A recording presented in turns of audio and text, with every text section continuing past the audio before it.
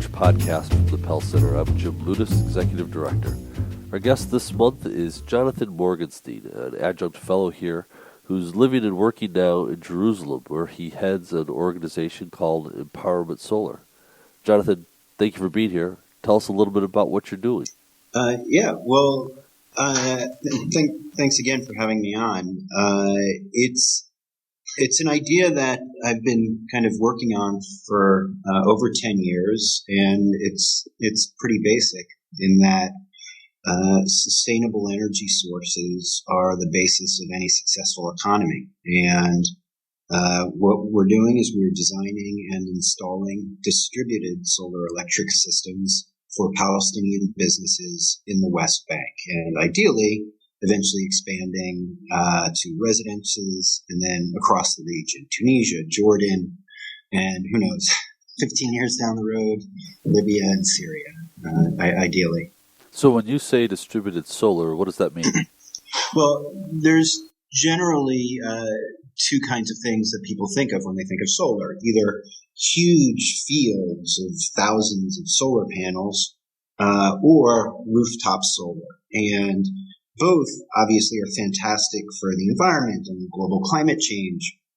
But what I'm really focused on is getting individual people the power to create their own electricity in their own hands. Because when you do that, you end up decentralizing not just the electricity power, but the electric power, but economic power and social and political power as well.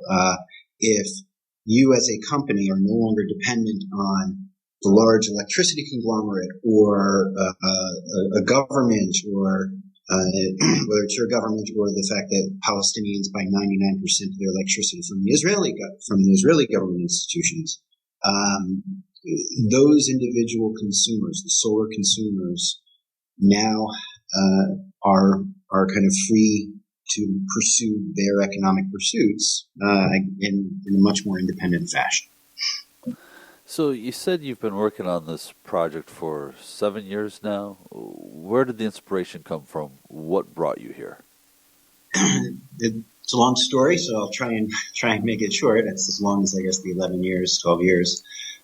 Back in 2004, I was a Marine Corps officer in Iraq, and my job was as a civil affairs officer to help the Iraqis rebuild 1/3 of the city of Ramadi. And when the power lines went down because of fighting, I'm trying to help facilitate economic development and healthcare networks development and education development in the context of no electricity and no water because the water pumps ran on electricity.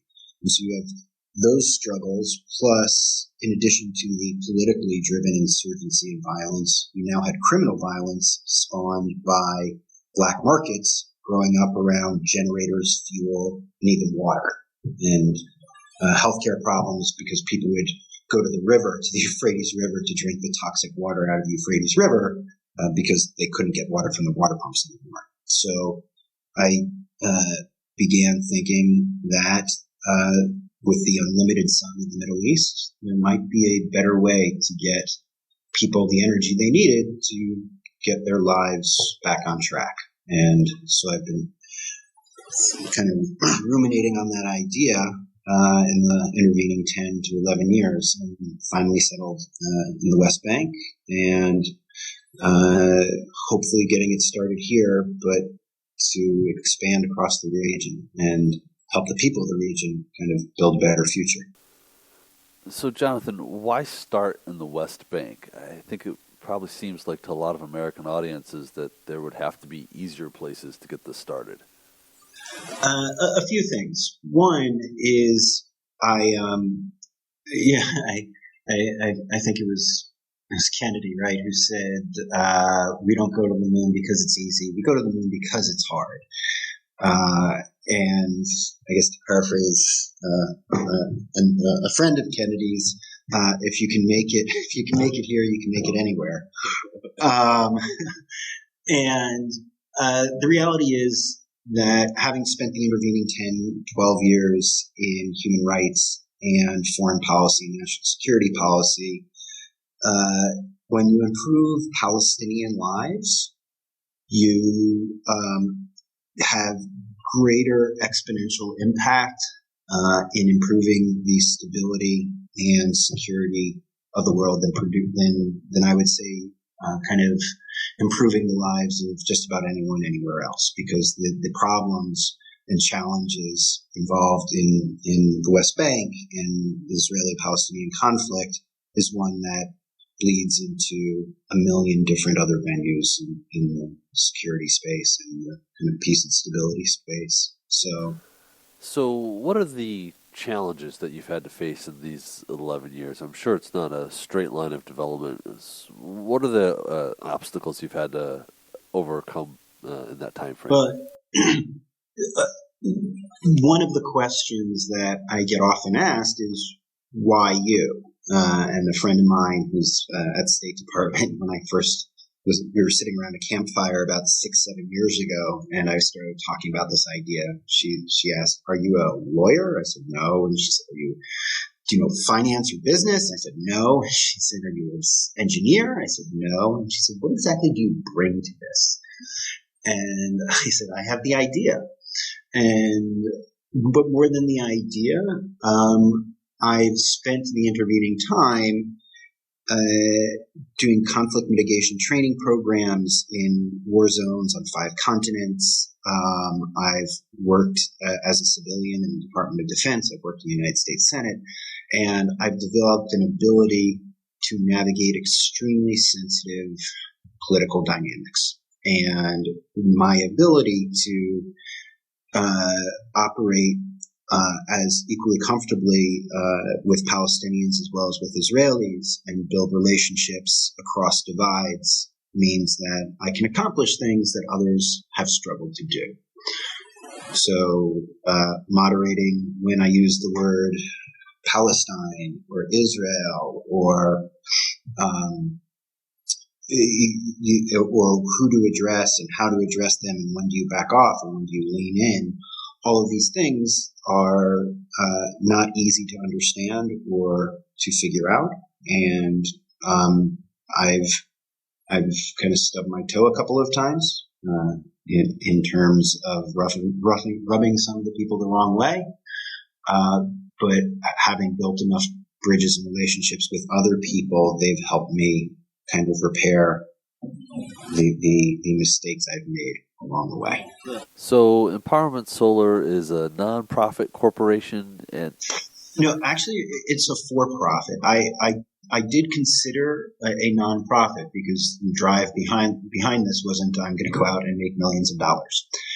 But what I eventually realized is that if I go out and ask for money and try and raise money, and I do raise money, that'll let me go out and build a solar project as big as the money I've raised, and then I have to go out and ask for more money.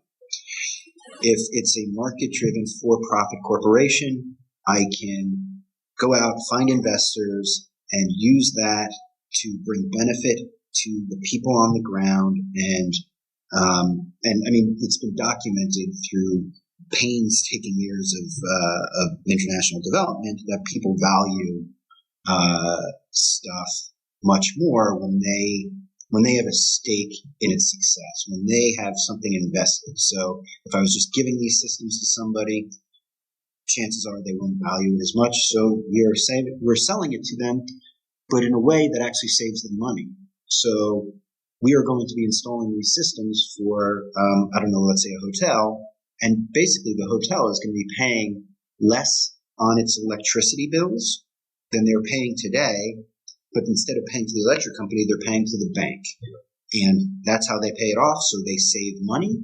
And once it's paid off, they save a lot of money. And then we use the money they've paid us to go and build another system. So, Jonathan, it reminds me of what the solar industry is doing in the United States right now, where essentially these big solar companies are putting rooftop solar on homes and businesses across the country, and the cost of that is amortized over time so that the families are or individuals aren't paying for the solar panels as much as they're paying for the electricity. Is that the right analogy? Yeah, it's exactly that. And when I'm currently, you asked earlier about some of the challenges. The challenge is that we need to get financing available for our potential customers. And what you described is extraordinarily mundane in the United States because it's become a multi-billion-dollar industry doing exactly that over the last 10 years. But for Palestinians, no one's ever done this. And so the banks have to be convinced that this isn't some crazy rainbow unicorn idea, that this is actually the engine driving the fact that literally 1/3 of all newly installed electricity, both in 2014 and 2015, was solar. And any number of organizations from Deutsche Bank, Bank of Abu Dhabi, Bloomberg Research, MIT, have all said that it's very possible by 2040, probable by 2050, and definite by 2060 that solar will be the largest source of electricity on Earth. Wow. Wow. You're really the vanguard of a revolution here in terms of electricity production and how it's paid for in the greater Middle East. I like to think of it as kind of like, well, I call it the magic moment, and I think of it as kind of like computers in the late 70s, early 80s, where you and I remember this. A lot of people don't remember this, but at that point, we knew what computers were. We'd seen computers. Everyone in the Western world had seen computers maybe at an office or at a school or on TV, but no one had one in their house. But if you told someone in 1980 that 35 years later, not only would there be multiple computers in every house in the Western world, but that every single adult in the Western world, and frankly, like 80% of the adults in the entire world, would have computers in their hand, the size of their hands, that could talk to every other computer on Earth, and had the entire history of human knowledge in that computer, you would think they were crazy. But that's the revolution of the smartphone and Wi-Fi and computers and 4G, whatever. And solar is going that direction, and that is the way that I am trying to catch and harness and bring to the benefit of the people here in the West Bank. I'm curious. You talk a little bit about the some of the challenges that you faced, and just in terms of your work there. But I'm curious, really, from almost a regulatory perspective. What are the kind of challenges that you faced in working in the environment in the Middle East? That's a good question. So there's actually just this week or in the next 2 to 3 weeks, ostensibly, a new renewable energy law guidelines will be released by the Palestinian government. And they are not extremely favorable to solar, but if you know what you're doing, then they still can be profitable. And frankly, in order to make sure I know what I'm doing, I've signed a strategic partnership with something called Solar Energy International, based in Paonia, Colorado. And they literally wrote the book. They wrote the primary English language textbook in how to design and install solar electric systems. And so they are not only going to be signing off on the designs for our first two projects, we're actually going to be bringing them over here and having them supervise in person and train our installers to make sure that our installations are as good as not only any others in the West Bank, but any others in the world. And part of the challenge has been for the installation of solar here has been kind of the ambiguity in the regulations. And they're not insurmountable. And when I've asked people here doing my market research, why hasn't anyone tried to use these three solutions for these three problems? And people look at me and say, I don't know, that's a good idea. So I think that the reality is that solar isn't easy in this kind of environment. We are really pushing hard to have the regulations, or we're pushing hard to have the regulations fulfill what the government says they want, which is solar for the benefit of the people, of the Palestinian people. But currently the regulations look like they are mildly discouraging towards solar. And if I can add, the benefits of solar are extraordinary. Nevada, which has about 2.9 million people in it compared to the West Bank of 2.8 million people, similar kind of sun environment. At the end of 2015, Nevada had 8,200 good-paying jobs in solar installation.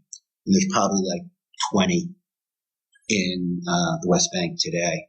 And so, and to give you a perspective on how the current electricity network drains the economy of the West Bank, over $700 million leaves the Palestinian economy every year to pay the Israeli electric company for the electricity the Palestinians consume.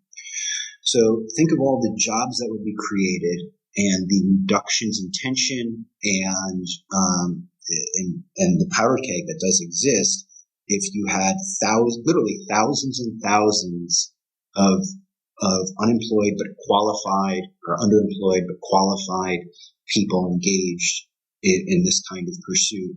And that money would recirculate through the Palestinian economy and benefit all the Palestinians and benefit the Israelis as well. Because the reality is that the electricity grid is overly strained, and there's brownouts in Israel, and the cost of electricity for Israel continues to rise. So this actually benefits Israel as well. So when you look at the next, 2, 3, 5 years, where do you want to be? What are the objectives, the goals that you're trying to hit? Well, my dream is that in 3 to 5 years, I've partnered with a Palestinian from Ramallah, and he's my vice president, and ideally in 3 to 5 years, I can kind of hand it off to him, and he can run it, on his own, and then I replicate the enterprise in Tunisia and Jordan, and do that for 3 to 5 years, then Egypt, and then Yemen, Syria, and Libya are the kind of the what do they call it, the jewels in the crown. So. Well, it's Empowerment Solar. If people want to know more, Jonathan, is there a website they can go to? Yes. We are being very frugal as we seek investment and as we seek investors. So I built the website myself with a lot of help from my brother, who's our director of U.S. operations. And so right now it's not the most stellar website you'll ever see, but they can go check. You can also check our Facebook page, but the website is www.empowermentsolar.com. And yeah. It's super. Jonathan, it's so great to have you here today. He had the idea. He's Jonathan Morgenstein, adjunct fellow here at the Pell Center and founder of Empowerment Solar, bringing solar energy to the West Bank. Jonathan, thanks again. Thanks for having me.